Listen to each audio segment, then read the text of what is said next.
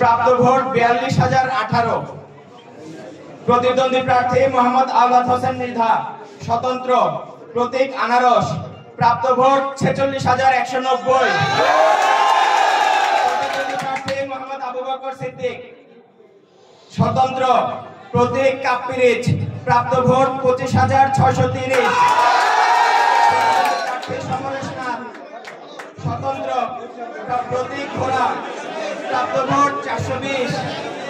মোট প্রদত্ত ভোট ১,১৮,৭১২। বাতিল বা অবৈধ ভোট ৪,১৯০। মোট বৈধ ভোট ১,১৪,৫২২।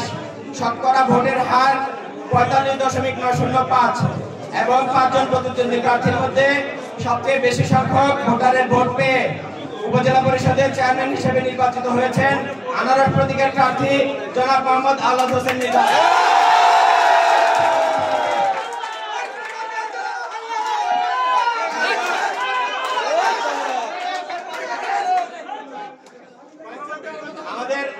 আর দুইটি যে ভাইস চেয়ারম্যান পদ আছে ৯৬টি কেন্দ্রের ফলাফলগুলো যোগ করে একটু রিচেক করা লাগবে, কারণ আমরা নির্ভুলভাবে ফলটি প্রকাশ করতে চাই, তো একটু সময় দিতে হবে।